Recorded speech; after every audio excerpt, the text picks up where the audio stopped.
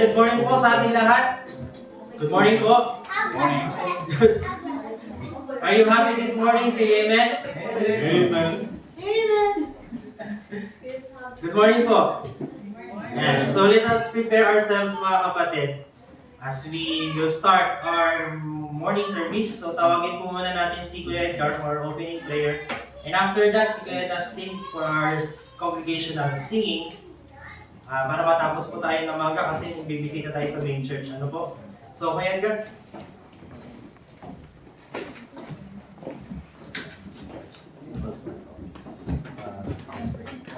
Dear Lord, once again, salamat po ulit. Bigay niyo po ang araw na ito. Papakinig na inyong mensahe. And we pray for na sana po ay bless po sa message na preach po kayo umaga. Once again, we pray for clarity and understanding and guidance for the teacher as he delivered the message. And as we pray in Jesus' name, amen. Amen. Let's open our song books to Psalm 402. Psalm 402. Psalm 402, our best.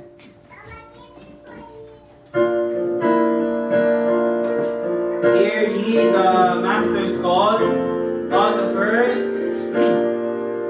Hear ye the master's call. Hear me thy best. For ye great or small, that is his best. Do then the best you can, not for reward, not for the praise of man, but for the Lord. Every word for Jesus will be blessed. What he asks from everyone is best. Our talents may be few, these may be small, but unto him is due our best, our all. Wait not for men to laud, heed not their sight. Reading the smile of God brings his delight. Aiding the good and true, near those unblessed. All that we think or do be the best. Every word for Jesus will be blessed. But he asks from everyone is best. Our talents may be few, these may be small, but unto him is due our best, our all. Okay, next song po. Song 416, or sorry, Song 419. Song 419, Song 419.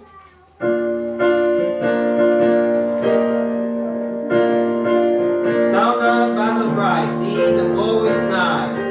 On the first, sound the battle cry, see the foe is nigh. Raise the standard cry for the Lord.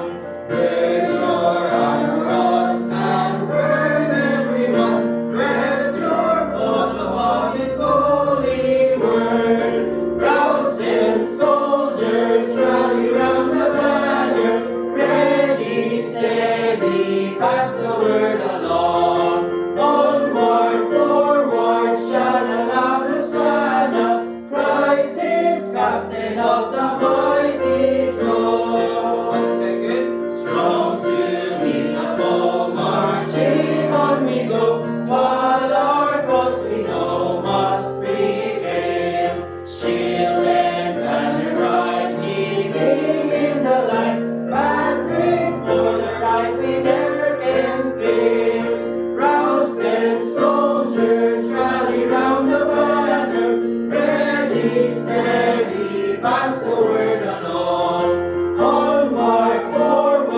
Shalala, Hosanna, Christ is captain of the mighty throne.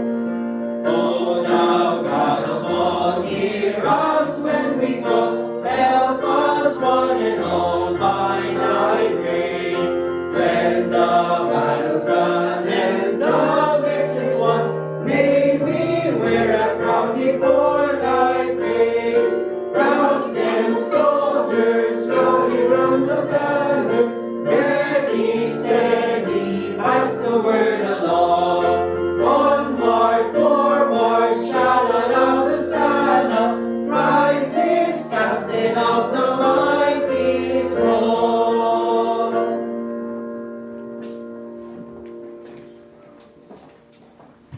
Amen po, you may be seated po mga kapatid. Few announcements lang po muna siguro tayo. Kung mapapansin niyo po, alam naman natin lahat, wala po si Pastor Tim, nasa main church po sila. Kasi meron pong missions conference sa main church. Mamaya, a-attend po tayo doon after ng ating service. So, sa mga makakasama po, huwag po tayong mag-alala dahil may lunch na daw doon na prepared. And may van naman na magkahatid sa atin doon sa Luwakan ng Pugan. Ano po? So, yung mga hindi kakasya sa van, magta-taxi na lang daw. Ano po? So, tapos, ano po yung mga dapat nating i-announce? Hindi kasi nabigyan tayo ng kopya eh. Meron po ba kayong i-announce? Ano po? So, yan lang po muna siguro, no? Yung missions conference mamaya, pray for the conference later on. Ano po? So, sana lahat po makasama. Ano po? So, mamaya magbilangan po tayo kung sino yung mga makakasama sa missions conference. Maganda po doon sapagkat una sa lahat, makikilala din po natin yung mga missionaries na ating sinusuportahan. Ano po, at makikilala din po natin yung ibang mission churches. Ano po, baka mamaya meron pa palang kaibigan na baptist ka pala. Ano po, baptist ka pala. Doon sa main church, ano, makikita mo, uy, nangyari yun sa akin eh.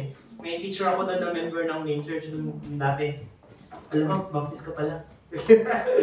Parang nahiya ako doon. Alam niyo yung galit ko eh. Hindi, biro lang po mga kapatid. Pero totoo na mayroong kakilala yun. So, praise be to God kung meron man tayong kakilala na makita doon. Then, before we start po, tawagin din po natin si Kuya Jason to read the Bible. Ano po? So, please stand up ulit. Ano po? We will read the Bible on James chapter 2. Ano po? James chapter 2.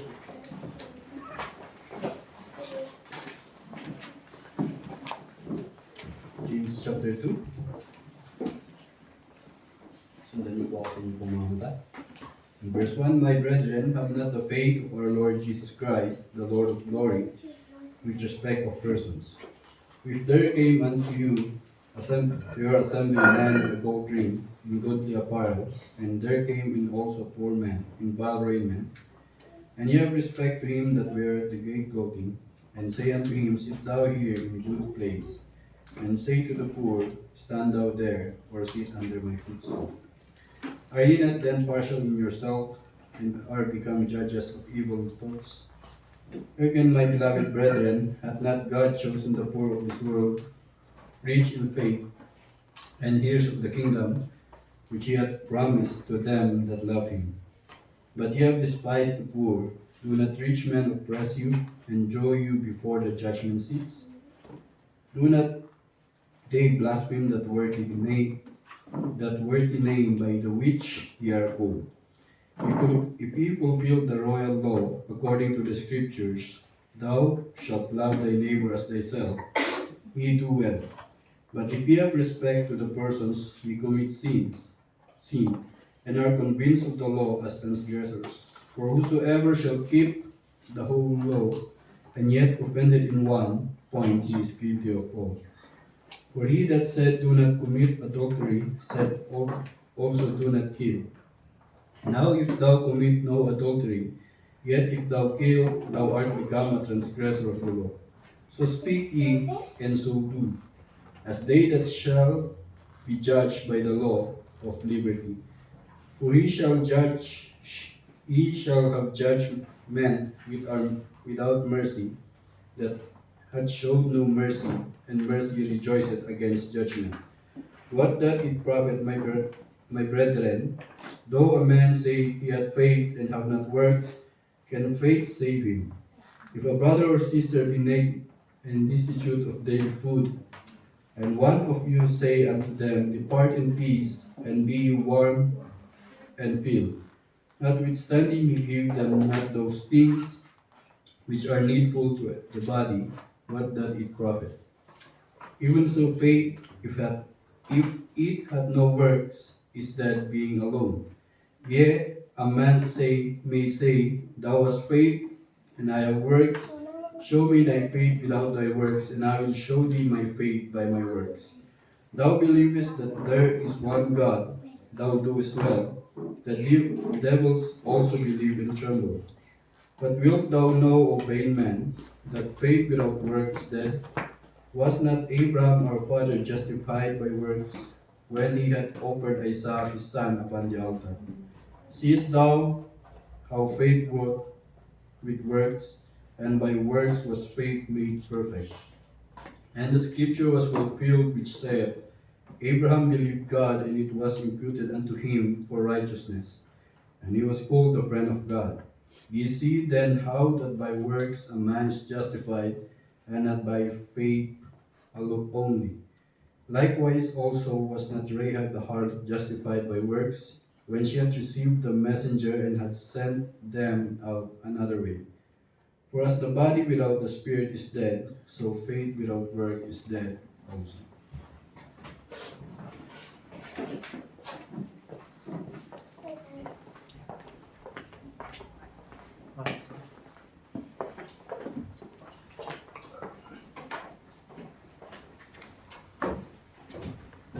Let's open our song books. May be seated po.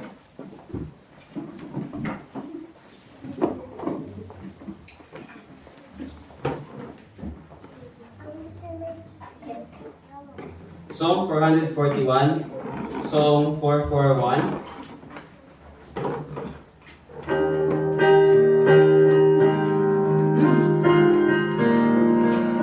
Great is thy faithfulness.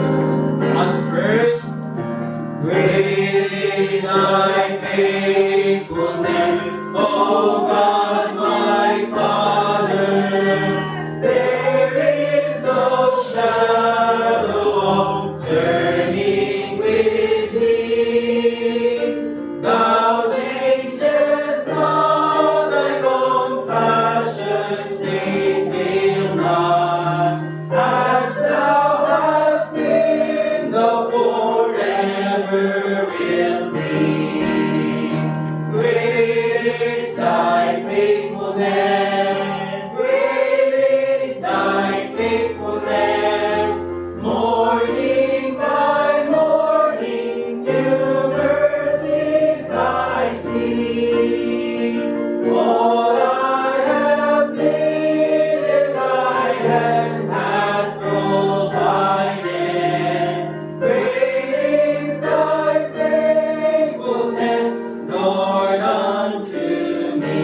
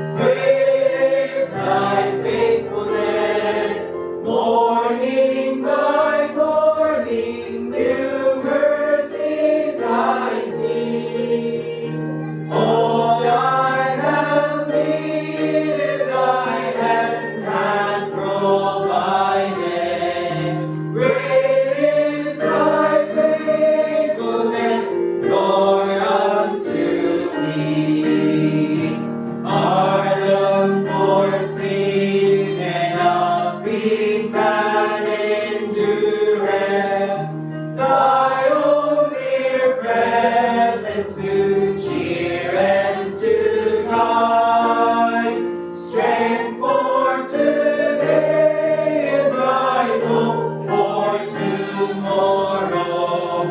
Blessings all mine with 10,000 beside.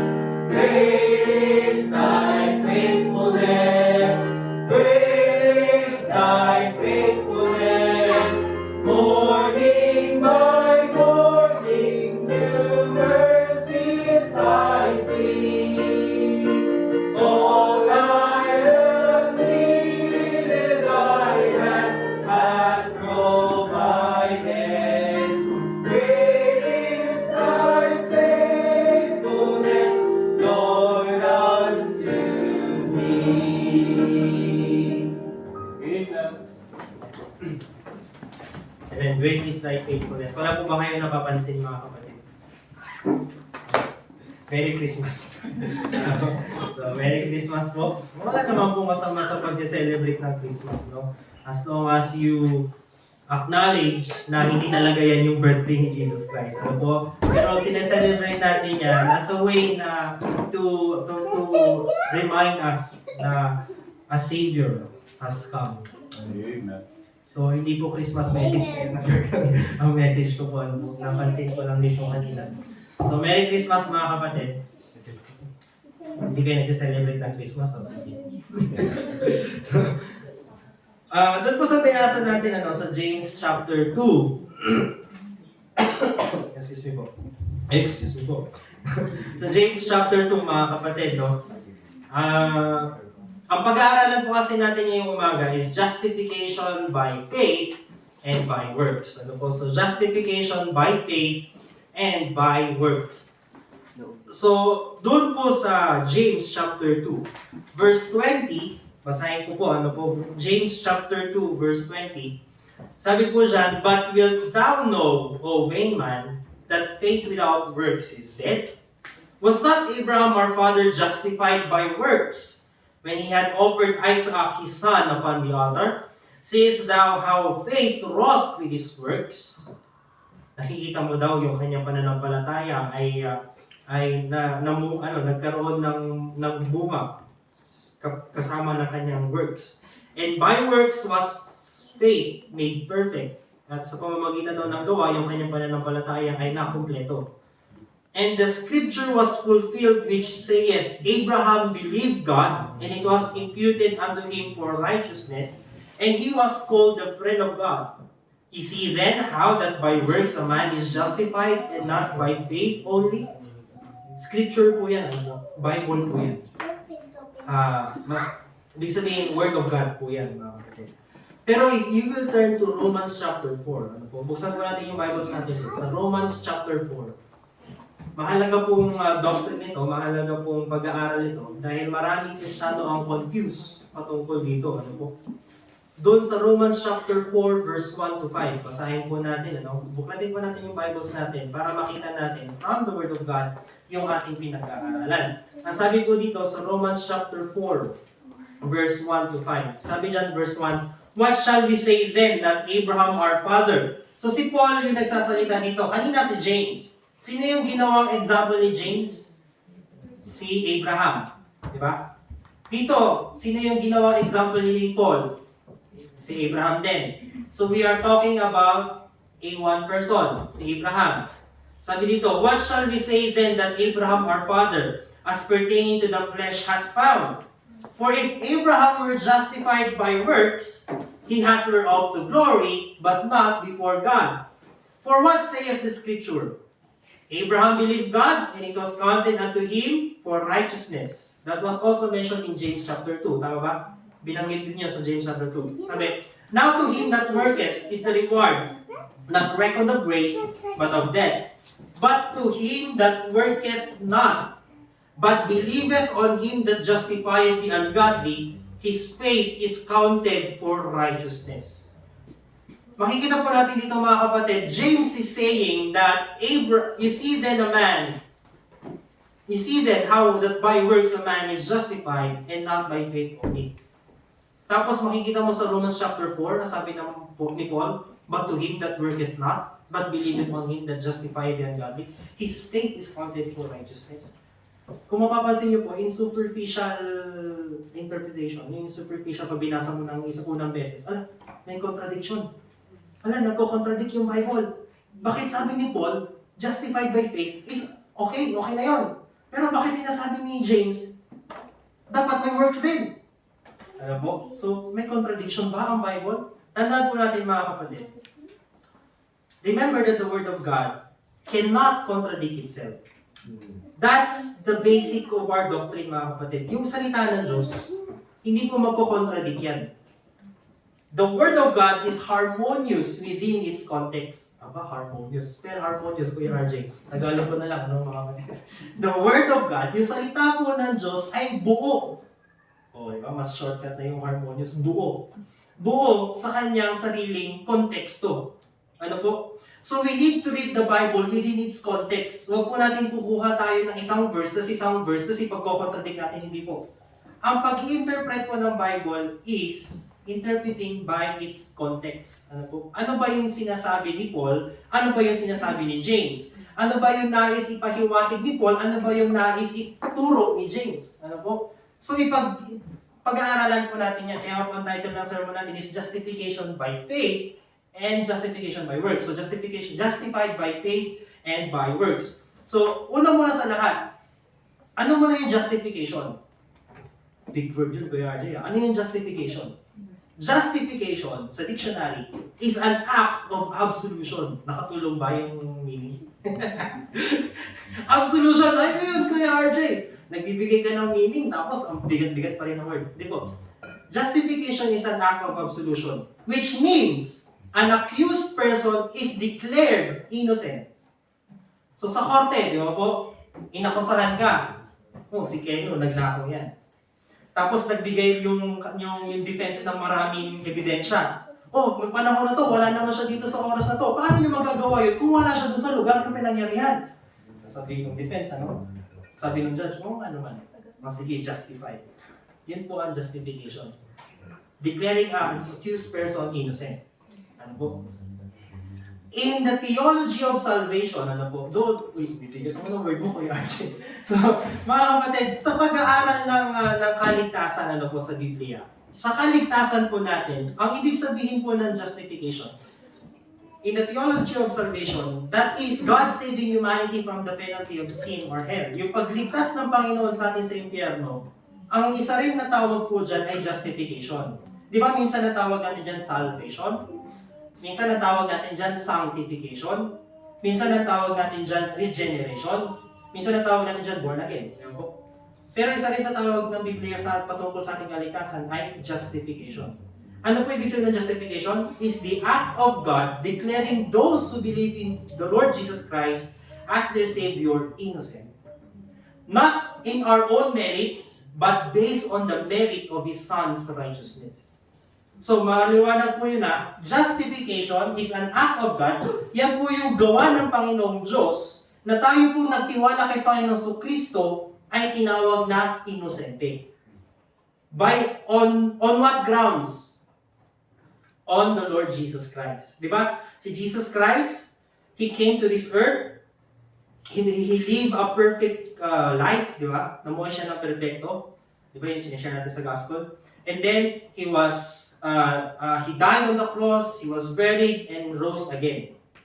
Because of that, we have now the chance, we have now the opportunity to be saved. Kasi yung righteousness ni Jesus Christ, inilipat sa iyo ng Panginoon. Yun po yung tinatawag nating imputation.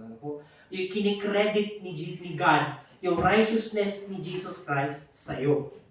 Once you believe on the Lord Jesus Christ, you are justified by His grace. Yun po ang ibig sabihin ng justification. Maliwanag po? So, ano ibig sabihin ng justification by faith, Kuya RJ? Ano ibig sabihin ng justification by works? Ano ba talaga, Kuya RJ? Are we saved through faith alone? Or do we need works? Ano po? Yun yung question dito, di ba? Kasi nagko-contradict yung sinasabi ni Paul at ni James eh. Pero, gaya nga po lang sabi ko kanina, the scriptures are not contradictory with each other. Hindi po yan naglalaban-laban sa bawat isa. if we find some verses that seem contradictory to other verses, it's just because we understand one of the scriptures. Di ba nakita natin, it's either si Paul o si James yung hindi natin naiintindihan. Kasi dapat iisa lang yung kanilang sinasabi. Tama ba? Yun po ang basic ng ating interpretation. The Word of God is harmonious within its context. So, una sa lahat mga kapatid, no? Aralin muna natin yung sinasabi ni Paul. Justification before God is through faith. So, justification by faith is before God. Aralin po natin yan, ano po? So, unawain po natin, isa-isahin natin. Ano muna yung sinasabi ni Paul doon sa Romans chapter 4? Balik po tayo doon sa Romans chapter 4. Sabi po dyan, verse 2, For if Abraham were justified by works, he hath whereof to glory, but not before God. Ang sabi ni Paul, kung si Abraham ay naligtas o dineclare na inosente ng Panginoon Diyos, meron siyang ipagmamayabang. Yes? Kung ikaw daw ay naligtas sa pamamagitan ng gawa, meron kang ipagmamayabang. Ano ibig sabihin nun? O diba? Napunta ako ng langit kasi malaking pera yung binigay ko sa church. Meron kang mapagyayabang, tama ba? Iyon ang katotohanan mga kapatid. Pero nasabi ni Paul, but not before God. You cannot be justified before God by your works. Hindi mo pwede sabihin sa Panginoon na, Panginoon, mabait akong tao, pwede mo ba ako iligtas? Hindi.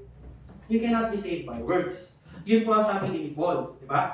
Sabi, because, verse 3, what saith the scripture? Ano ba yung sinasabi ng kasulatan? Abraham believed God, and it was counted unto him for righteousness. Sabi doon sa verse 4, now to him that worketh is the reward, not reckoned of grace, but of debt. Ito yung pinaka-importante na verse. Sabi, but to him that worketh not, kahit hindi ka gumagawa, but believeth on him that justified and godly, his faith is counted for righteousness. Nagigets mo ba natin yun? Sabi ni Paul, you are justified before God through faith alone. If you were to be justified by works, you have whereof to glory, meron kang ipagmamayabang, pero hindi sa harapan ng Diyos. Nagigets po ba natin? Kaya nga first point natin, justification before God is through faith. If you want to be declared by God an innocent, kung gusto mo ang Diyos na tawagin kang inosente at iligtas kanya sa kabayaran ng kasalanan, you have to do it by faith. Gets? Ano sabi dito? First of all, mga kapatid, we must understand, maraming scriptures sa Bible na nagsasabi na ang kaligtasan ay sa pamamagitan lamang ng pananampalataya. Ano po? At hindi sa pamamagitan ng gawa. This means that we are declared innocent by God and therefore can enter heaven. Di ba, hindi ka pwedeng pumasok sa langit ng may kasalanan except you will be declared innocent by God. Yes? How can you be declared innocent by God? You have to believe on the Lord Jesus Christ. Yes? Ulit-ulit tayo, di ba mga kapatid? Kasi gusto ko pong maidikdik sa utak natin at isipan nito. Tagalog mo na, Kuya Archie. Maliligtas ka lamang kung ikaw ay magtitiwala sa Panginoong Jesucristo. Yes? Kasi sabi doon sa verse 5 ng Romans chapter 4 hanggang 7, sabi, but to him that worketh not, but believeth on him that justified and godly, his faith is counted for righteousness. Kung ikaw ay nagtiwala doon sa nag-justify kay Panginoong Jesucristo, ikaw daw ay may katarungan, ay righteousness. Ano po? Katarungan. Ano po? Even as David also described it, the blessedness of the man. Pati si David, dinidescribe niya daw, sinabi daw ni David yung kasiyahan ng isang tao unto whom God imputed righteousness without works. So God will impute righteousness unto us without works. Only by believing. Ano po? Saying, blessed are they whose iniquities are forgiven and whose sins are covered. So the Bible says that we are saved or justified if we believe. Tayo po ay na-justify sa harapan ng Panginoon through believing. Through faith alone. Ano po? Kasi sabi ni Paul, kahit hindi ka gumawa, as long as you believe, you are saved. Gets? Yun lang ba yung verse na nagpapatunay na yan? Marami pa pong verses. Example, doon sa Ephesians chapter 2, verse 8 to 9. Sino po nakaka-memorize nito, di ba? Ephesians chapter 2, verse 8 to 9. Sabi, "For by grace are ye saved through faith, and that not of yourselves." Sabi ng Panginoon, sa pamamagitan daw ng awa ng Diyos, grace, di ba? Sa pamamagitan ng awa o habag ng Panginoon, tayo daw ay naligtas sa pamamagitan ng pananampalataya. At hindi sa pamamagitan ng ating sarili. Not of ourselves, not of yourselves. Sabi daw, regalo daw ito ng Diyos. It is the gift of God. Ano sabi po doon? Not of works. Hindi sa pamamagitan ng gawa. Lest any man should boast. Yun din yung sabi ni Paul, di ba? He hath whereof to glory. Kung ikaw ay naligtas sa pamamagitan ng gawa, meron kang mapagyayabang. Pero, sabi ng Ephesians chapter 2, verse 8-9, not of works, lest any man should boast. Hindi sa pamamagitan ng gawa, at baka ikaw ay magyabang. Nagigets? So, pag tayo ay naligtas sa pamamagitan ng gawa sa harapan ng Diyos, meron tayong ipagmamayabang sa Diyos. Pero, kaya mo ba magyabang sa Diyos? But not before God. Diba? Sabi ng Romans chapter 4. So, maliwanag sa Bible na we are not saved through our works. Ano ba yung mga works, Kuya RJ? You are not saved by going to church. You are not saved by baptism. You are not saved by praying. By praying na marami yung ano. You are not saved by reading the Bible. You are not saved by tithing. Di ba? You are not saved by kahit anong ginagawa mo. Hindi mo pwedeng pagbayabang sa Panginoon ng Panginoon. 50,000 yung tinatides ko every Sunday. Baka pwede mo ako iligtas. Hindi. Hindi mo pwede ipagmayabang yun sa Panginoon.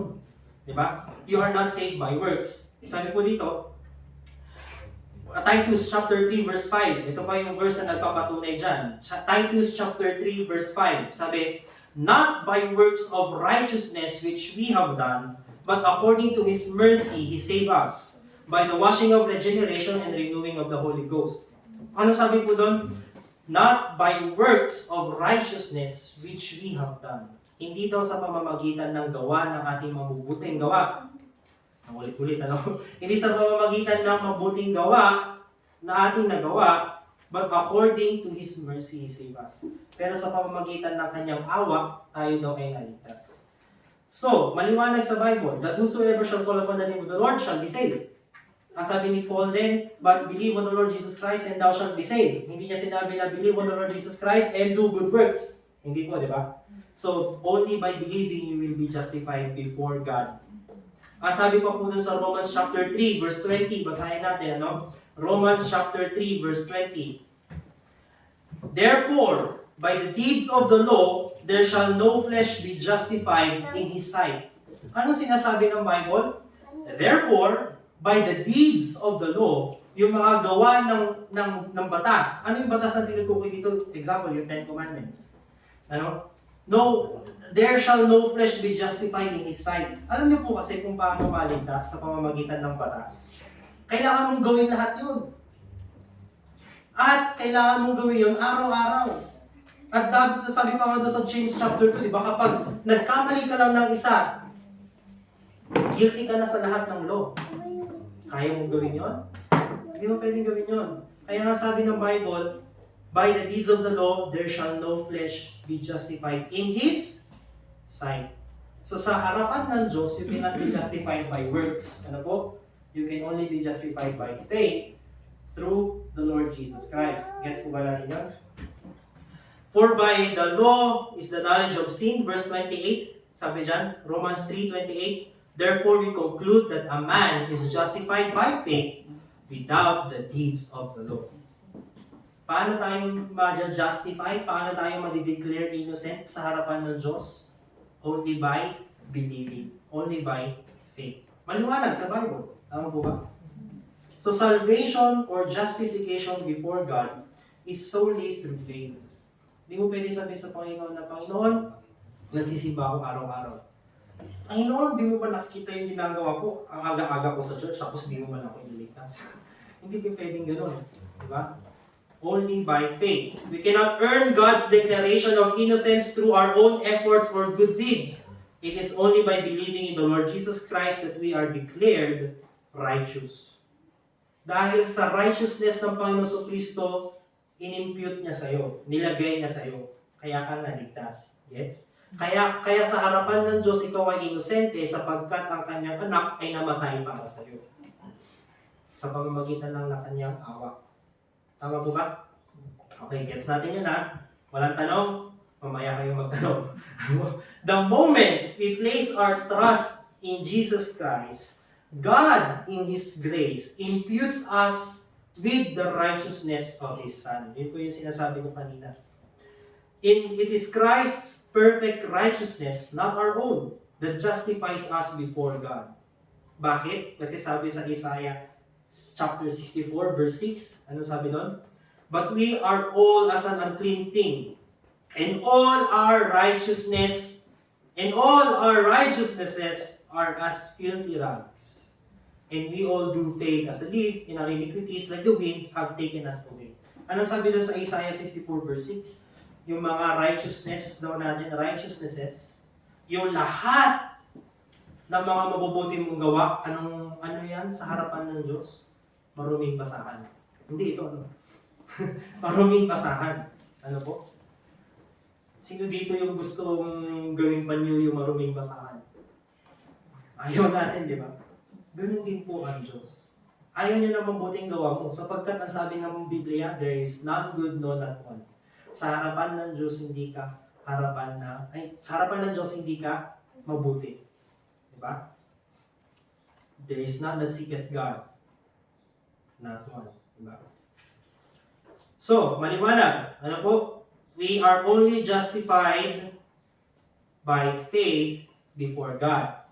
Sa harapan ng Diyos, we can only be justified through faith and not by works. Kaya nga we believe, as Bible-believing Christians, that we are saved by faith alone, by grace alone. Yan po? Not by works. Pangalawang punto, puntahan naman natin yung James chapter 2. Dito po nagkakaroon ng confusion kasi. Bakit sinabi ni James na faith without works is dead? Bakit sinabi ni James na kailangan ng works? Tingnan natin ha. Doon sa James chapter 2 verse 18. Tingnan po natin. James chapter 2 verse 18, nandun na kayo? Basahin ko po ano. Sabi, yea, a man may say, thou hast faith and I have works. Show me thy faith without thy works and I will show thee my faith by my works. Sino nagsasabi dito? A man may say, thou hast faith and I have works. Show me thy faith without thy works, and I will show thee my faith by my works. Now, let us consider the perspective of James, yung point of view ni James. Una sa lahat, mga kapatid, itong general epistle of James, sinulat po ni James sa mga Hebrew believers that was scattered abroad. Tingnan natin doon sa James chapter 1. Sabi, James, a servant of God and of the Lord Jesus Christ, to the 12 tribes which are scattered abroad, greeting. So, itong letter ni James, essentially, this message was directed to those who are already saved, sa mga naligtas na. So, si James, ang kausap niya dito, mga ligtas na, mga kapatid. Ibig sabihin, they are already justified by faith before God. Right. Yes? Righteous na itong mga to, ligtas na sila. Pero ano yung sinasabi ni James? Sabi ni James, doon sa illustration niya sa chapter 2, verse 1 to 14, for the sake of time, hindi ko nababasahin ulit. Pero yung illustration niya doon, sabi niya doon sa verse 4, are you not then partial in yourselves and are become judges of evil thoughts? Ano yung pinapakita ni James dito? Sabi niya sa mga ligtas na Hebrew, sabi niya, pag may dumarating sa inyo na bisita na maganda yung damit, maganda yung pananamit, sasabihin niyo sa kanya, sige, dito ka sa harapan, umupo ka. Dahil tinatawag nilang, may dangal. Panauhin. Panauhin pandangal. Ganun, di ba? VIP. Maganda yung suot niya. Gawin natin siyang VIP. Tapos may dumating na kusot-kusot yung damit, di ba? Nakachinelas. Sige, diyan ka lang. Puka dyan. Sagdan ka na lang. Nakita niyo yung hypocrisy ng members ng church, yung mga believers na to? Sinasabi nila na sila ay nagtitiwala kay Kristo. Si Kristo ba respecter of man? Ibig sabihin, si Kristo ba tinitignan niya yung pananamit ng tao bago niya bigyan ito ng mabuting, bago niya ito irespeto. Si Jesus Christ ba, makikita mo ba si Jesus Christ na sasabihin niya, o yung mga magagandang suot na damit, dito kayo sa ano? O yung mga pangit ng suot, dyan kayo sa labas. Gagawin ba ni Kristo yun? Hindi, di ba? Eh bakit itong mga Kristiyanong to, ginagawa nilang ganon? Yun yung point ni James. Nakikita niyo po ba? Yung point ni James kasi, ano sabi dito? James is essentially saying, yes, you believe, thus you are saved. But what does it profit others when you are not showing what you believe? Ligtas ka kayo sa harapan ng Panginoon. Pero anong profit? Hindi nyo naman pinapakita na kayo ay naligtas. Hindi nyo naman ginagawa yung pinaniniwalaan nyo. Nagigets mo ba natin? Mas bigyan natin ng illustration, mas bigyan ko po kayo ng malalim na pag-uunawa para maintindihan natin. James further clarified his stance that a man is justified by works before men when he made Abraham an example. Pag sinabi kasi natin, di ba kanina, justification by faith is before God. Yung justification by works is before men. Sa tao po yan. You are declared innocent by others when you do the works. Nagigets? Kapag ginagawa mo yung mabubuting gawa bilang isang Kristiyano, sa harapan ng ibang tao, ay, totoo kang Kristiyano yan. Example, ligtas ka. Naniwala ka sa Panginoon Kristo. Tinanggap mo si Kristo bilang tagapagligtas, pero hindi ka nagsisimba. Ang suot mo, short shorts. Ang buhok mo, mahaba. Anong tingin sa'yo na ibang tao? Tingin ba nila sa'yo, Kristiyano? Hindi, di ba? Alam ng Diyos na ligtas ka. Pero sa paningin ko, hindi ka ligtas. Paningin ko lang yon. Pero sa paningin ng Diyos, ligtas ka. And I cannot judge you, di ba? Tapos isang example naman. May isang tao, nagsisimba, nag-aaral ng Biblia, lahat ng Christian things ginagawa niya. Pero hindi siya naniniwala kay Jesus Christ. Sa harapan ng Diyos, hindi siya justified. Pero sa harapan natin, mabait naman niya Kristiyano. Nakita nyo? Ano ibig sabihin nun? Hypocrisy. Di ba? Paano ka hindi magiging hypocrite? You need to be justified by God. You need also to be justified by men. And justification before God is through faith. Justification before man is by works. Nagigets natin? So, ganun pala yun, Kuya RJ. Hindi pala nagkakatalo si Paul at si James. Hindi po. Ang sinasabi lang ni Paul, justification before God. Ang sinasabi ni James, justification before men. Mas unawain pa natin. Sabi ko kanina, sino yung example na ginawa ni Paul at ni James? Si Abraham, di ba?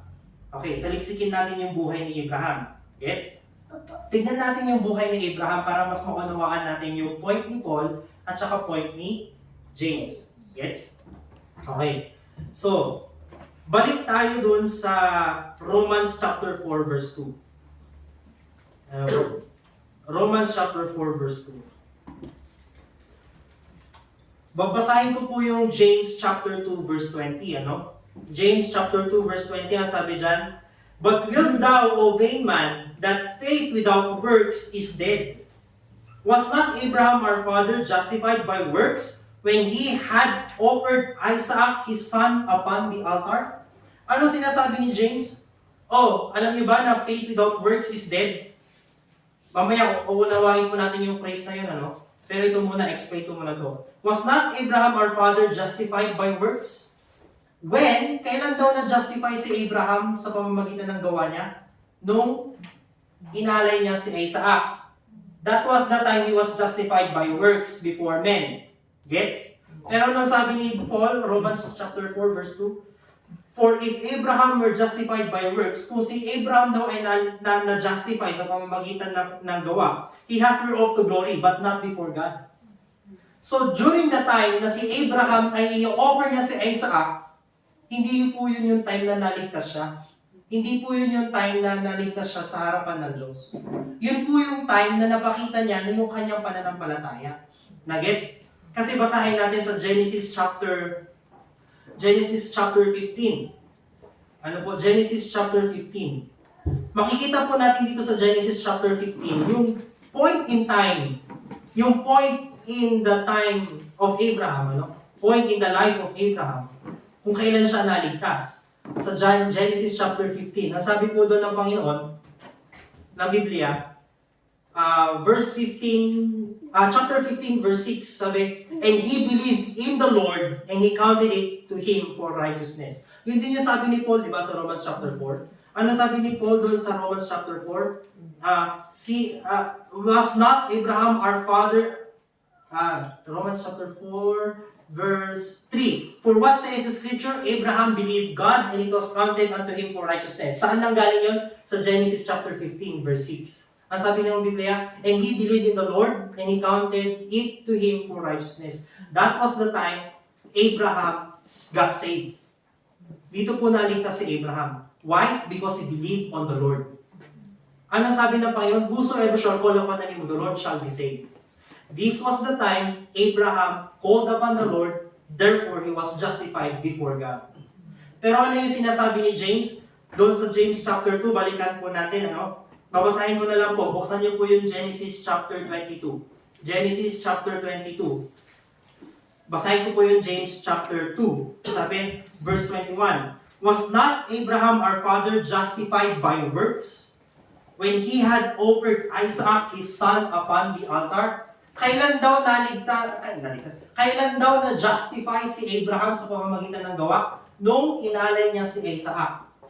Gets? Yun ang sabi ni Paul ni James, di ba?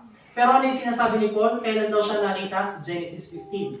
Ano yung sinabi ni James? Kailan siya na-justify by works? Genesis chapter 22.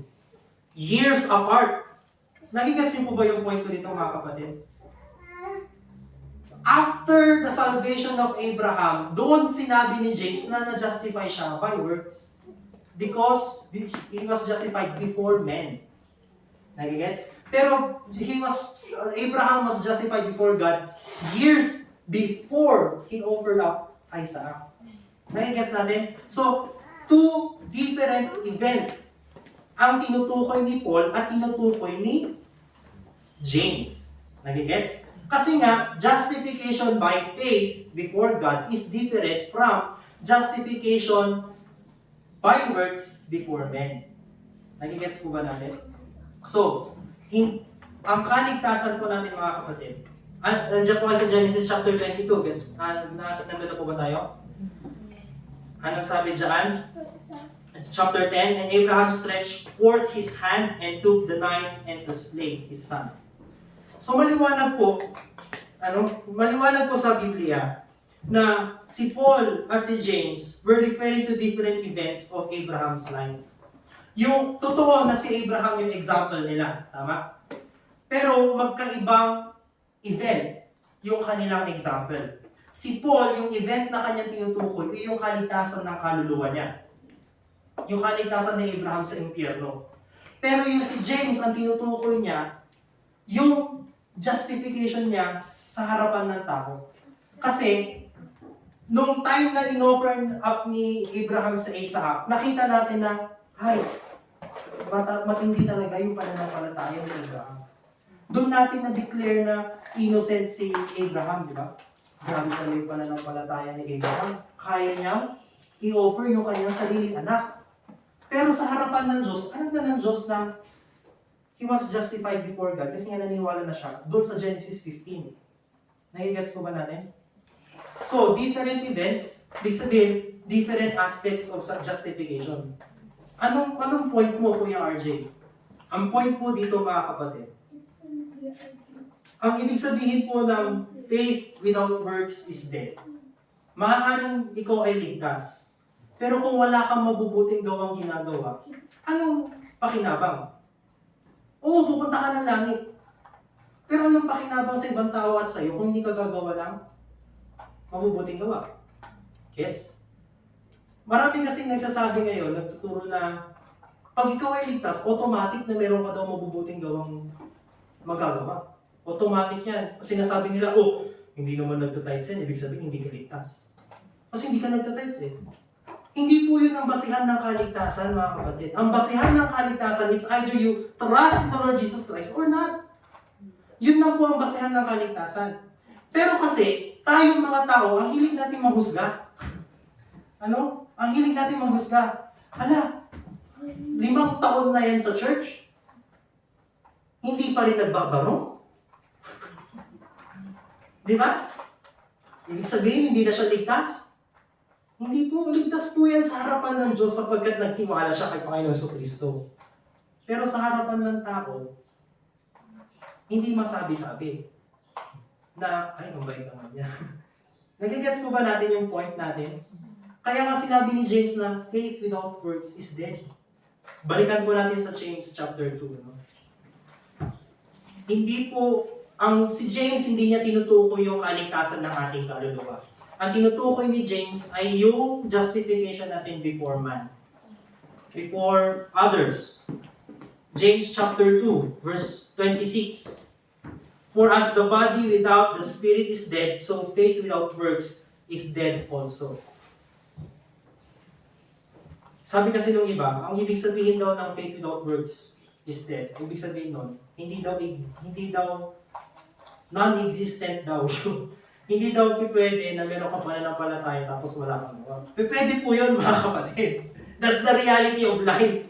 Kaya nga ang buhay natin, tinuturo ng Biblia na gumawa ka ng mabuti, gumawa ka ng mabuti. Kung automatic, yung paggawa ng mabuti, hindi na sasabihin ng Panginoon na, let your light so shine.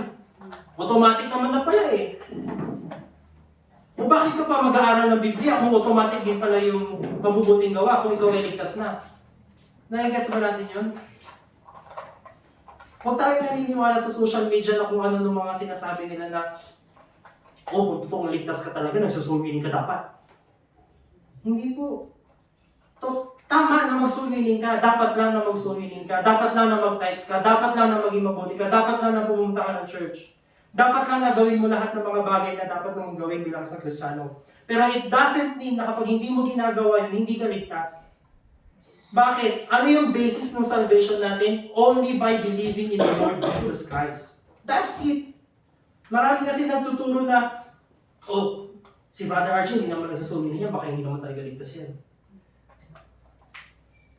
Sinabi po talaga yun sa akin, mga kapatid. That was the time na talaga nag-doubt ako sa salvation ko, hindi talaga ako ligtas. Ay, anong gagawin ko? Kalahin mo, tinuro sa pulpito. Alam niyo, umalis si Brother Archie kasi hindi naman talaga siya ligtas. Dahil lang sa simpleng pangyayari. The only reason why we are justified before God is that we believe on the Lord Jesus Christ. That's it.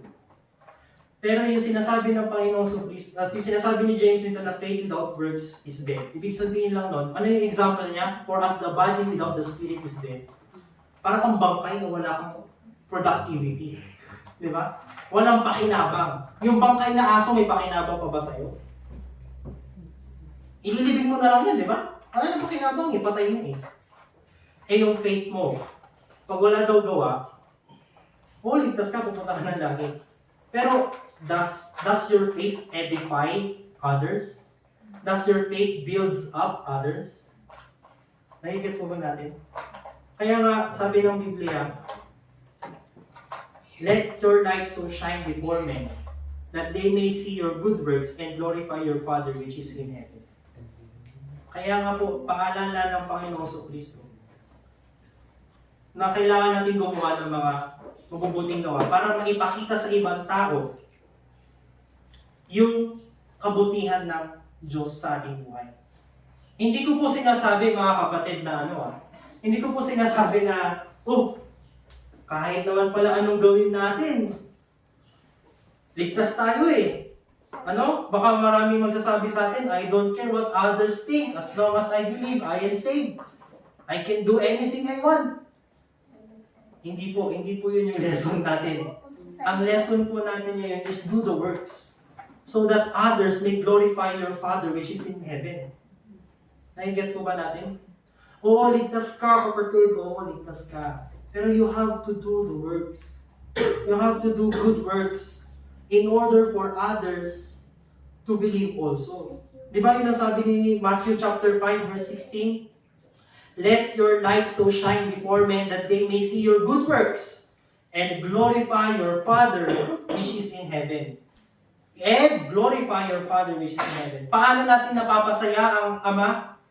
Kung gumagawa tayo ng mabubuting gawa. Yes? Oo, ligtas ka, pupunta ka ng langit. Pero gumawa ka rin ng mabuti.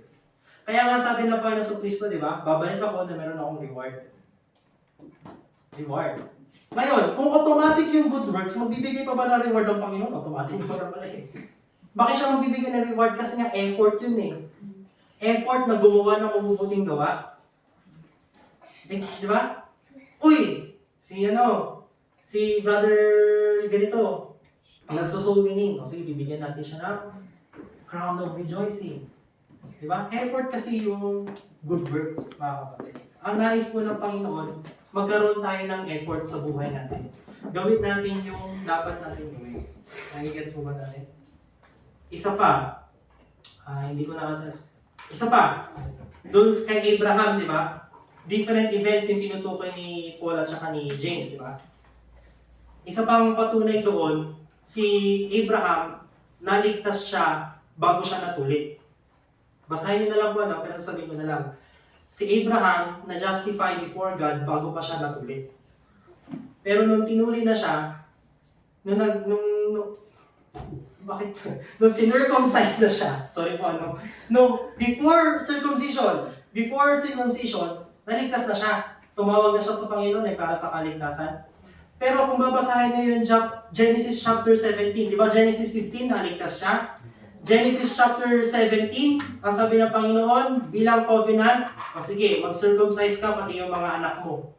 Doon pinakita ni Abraham na meron siyang pananampalataya sa Diyos. Demonstration ng kanyang pananampalataya. That's why before men, he was declared innocent.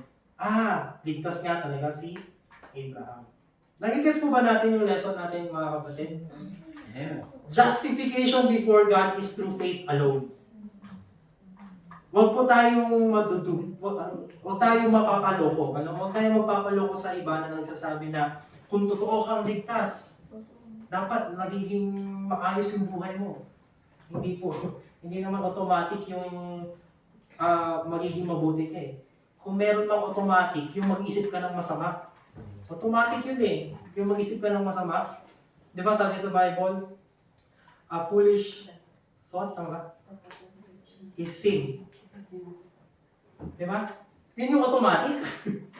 Kasi, makakita ka lang ng kung ano yung iniisip mo, di ba? Automatic. Pero yung mabuting gawa, effort po yan. And you cannot be saved through efforts. By your own efforts. You cannot be saved through your own efforts. Diba? Only by believing on the Lord Jesus Christ. Nagigets na po natin in James chapter 2. So kung may magtatanong pa sa atin, ano sasabihin natin? Nagigets mo? Bakit ito yung tinuturo mo ko yung RJ? Nahinis ako dun sa dun sa social media na yan eh. Di ba? Ang daming naloloko, mga kapatid.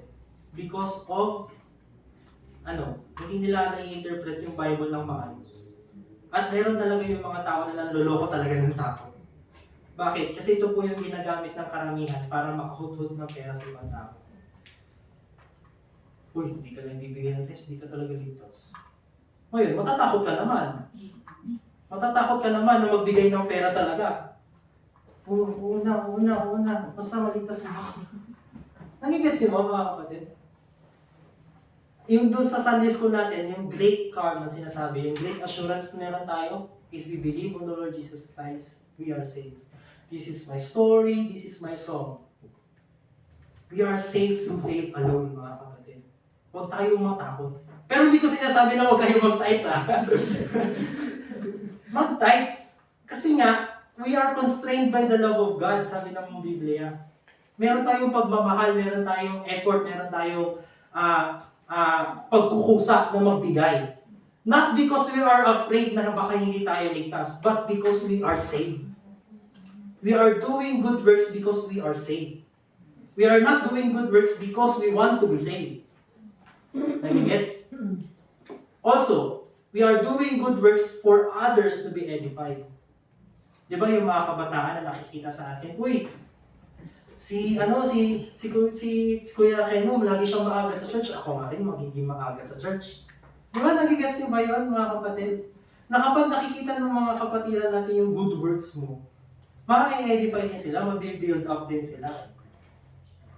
Ah, ang lakas niyang kumanta sa church. Ako, hinaan ko nga. Hindi. Uy, ang lakas niyang kumanta sa church. Ako nga rin, magiging masigasig din ako sa pagkakanta. Di ba?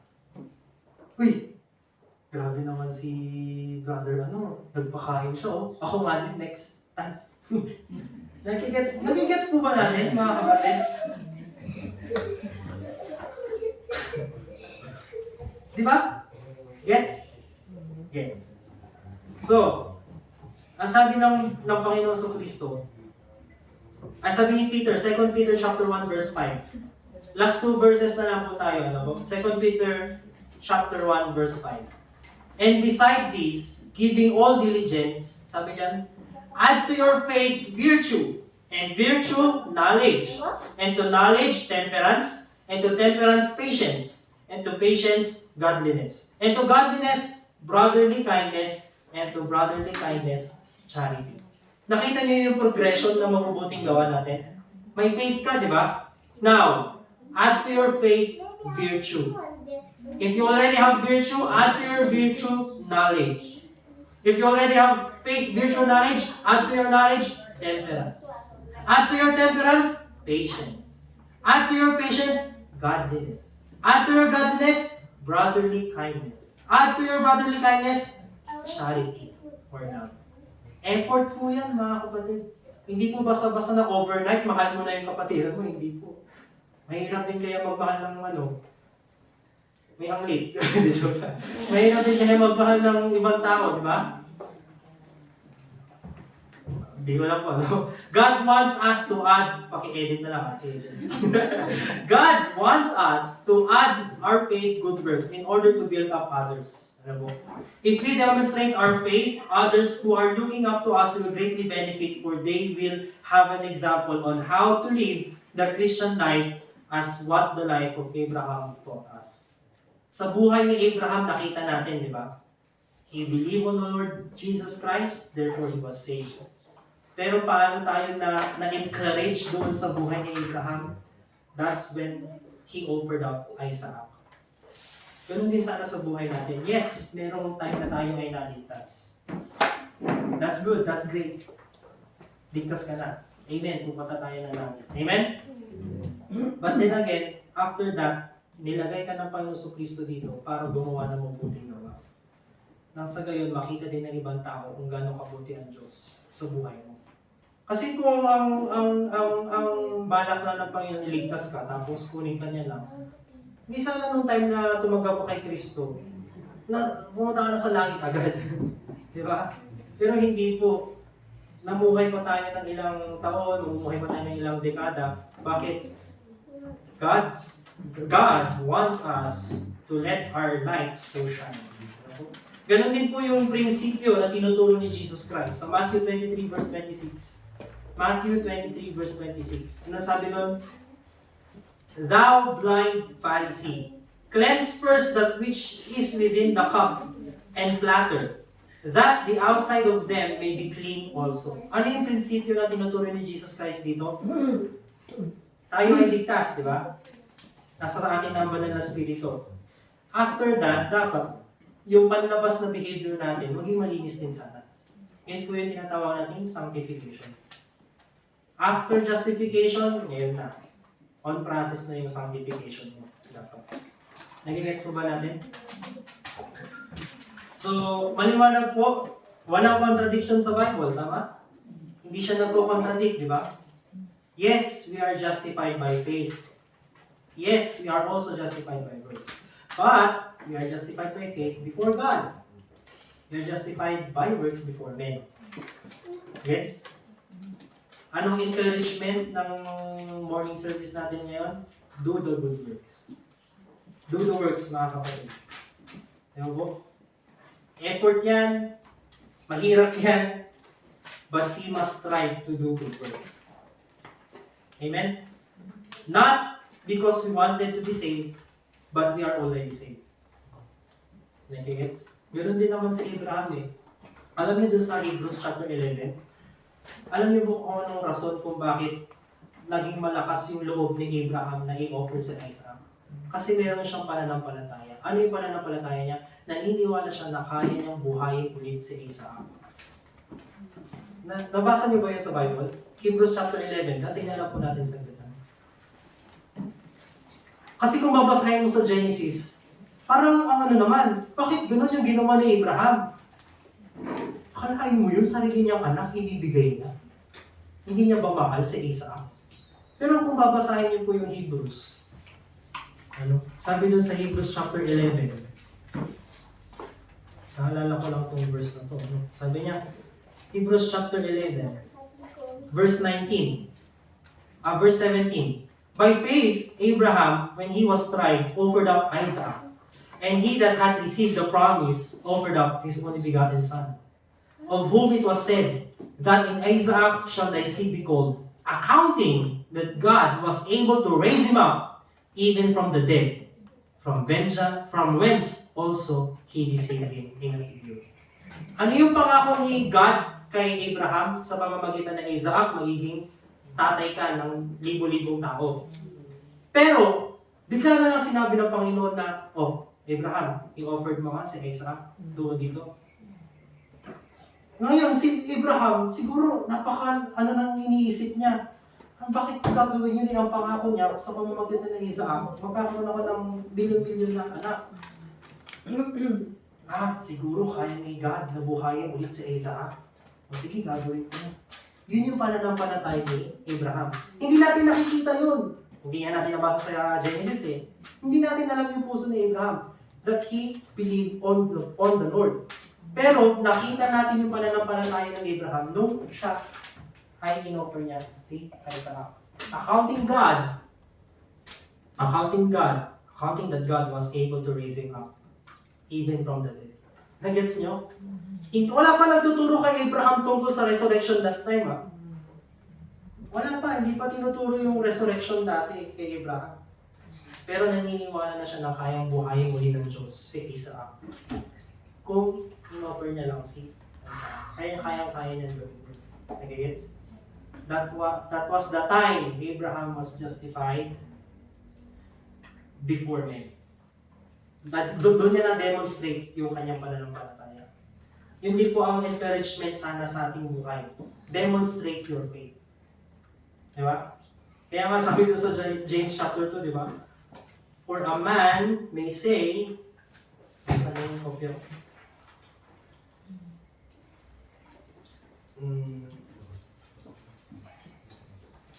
Wala. Wait lang po. Ayan. A man may say, thou hast faith and I have works. Show me thy faith without thy works and I will show thee my faith by my works. Okay, gets? Gets ko ba natin mga kapatid?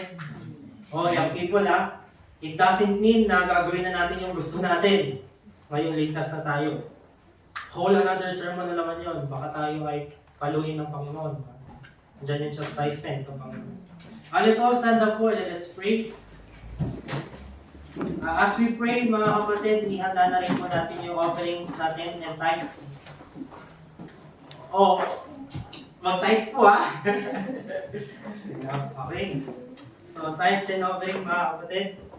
Let's pray. Panginoon Diyos, nakila sa lahat, maraming salamat po sa kaligtasan na iyong ibinigay. Maraming salamat po sa Panginoong Jesucristo, sapagkat siya po ang namatay, hiling at muling nabuhay para sa amin, at hindi po namin kailangan gumawa ng kung ano-ano para maligtas. Maraming salamat po sa iyong awa, sapagkat hindi po namin kayang iligtas ang sarili namin, kundi sa pamamagitan lamang ng Panginoong Jesucristo, kami po ay naligtas. Maraming salamat po sapagkat meron pong mga tao na siya nagturo sa amin ng kaligtasan, na nagturo sa amin na ang salvation ay by faith only, and not by works of God.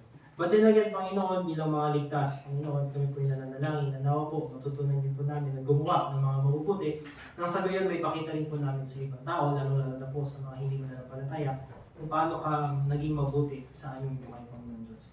At ganoon din po sa aming mga kapatiran, kung paano po naging mabuti ka sa aming buhay, Panginoon. Panginoon Diyos, bless also our tithes and offerings, O Lord God, nawa po makapagbigay ang lahat at pagpalain niyo po ang trabaho ng bawat isa, ang pinagkakakitaan ng bawat isa na nawa po maging fruitful ito nang sa gayon makapagbalik po sila sa iyo, Panginoon, at magbigay po nila yung nais po nilang maibigay sa gawain mo, Panginoon Diyos. Panginoon, patawarin niyo po kami sa aming mga kasalanan, patawarin niyo po kami sa aming mga pagkukulang, and bless also our travel, Lord God, as we go to the church, Lord God, ako po maging blessing din po ang missions conference mamaya. Panginoon, ito pang dalangin sa pangalan ni Jesus. Amen. Pero yung ask natin si Brother Ken. You may be sit down, mga kapatid. Let us prepare yung tithes and offerings po natin. Brother Ken, yung basket. Pang dalangin sa inyo. Tapos si Lord. Lord! Na-bless po ba tayo dun sa preaching natin? Ano po? Amen. Let your light so shine before men, that they may see your good works and glorify your Father which is in heaven. Nag-pray na ako. Hindi nyo narinig, no? Nag-pray ko na. Ginalang po natin mamaya si Tito Hector sa closing offering. Closing prayer, tapos isa pang song. Isa pang song po yan. Sino po yung mga kasama mamaya sa main church? Okay? So, unahin po natin yung mga golden ages. Paano ba? Unahin po natin yung mga sa van. Tapos yung mga young people doon na lang sa taxi mamaya. Ano po? Okay po ba yan? Or maglalakad tayo? Hindi, magka-taxi daw po tayo. So, mag-iwan po yung mga sasama sa church. Pagahan na natin 11:15 kasi doon tayo mag-lunch. So, okay, doon na tayo mag-pray siguro ng lunch. O pag-pray natin ngayon na may maiwan pa. Kasi may naka-prepare naman for us. Ano po? So, let's all stand up and we will sing another song. Tapos, closing prayer po si Tito Hen. Ano po?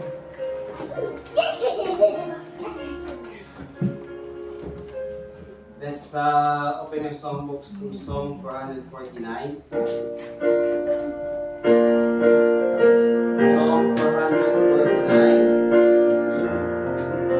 Sino po ba lahat si Amen?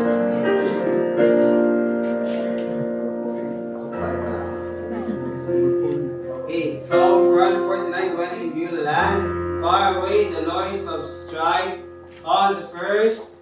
Far away the noise of strife upon my ear is falling. There I know the sins of earth he set on every hand. Doubt and fear and things of earth in vain to me are calling. None of me shall move me from you, the land.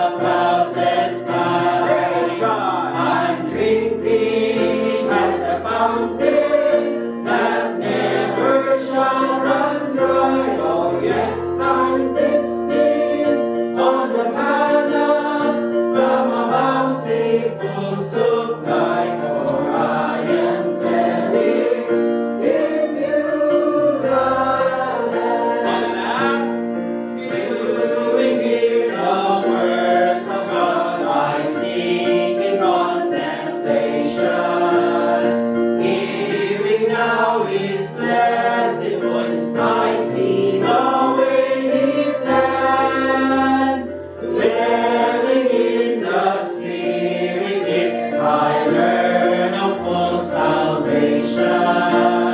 Gladly will I tarry in Beulah land. I'm living on the mountain underneath the cloudless sky.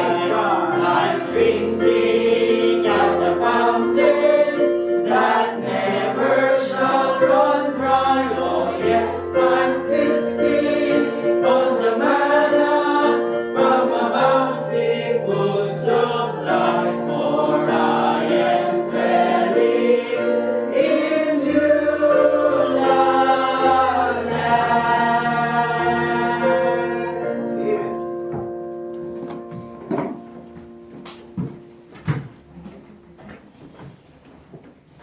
Let's pray. Our Heavenly Father, thank you again for the time that you were able to come together with brothers and sisters and have this corporate worship this morning.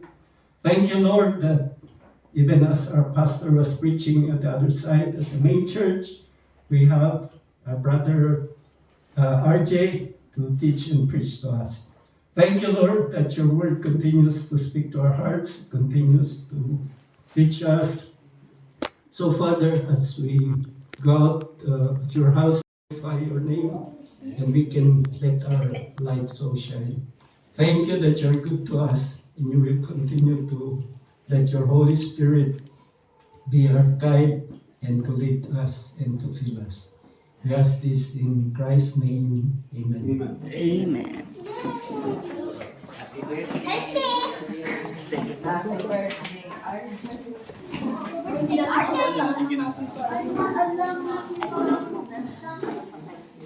At pagtulungan na lang po natin mag-ayos ng church para mabilis po tayo makapunta dun sa main church mamaya.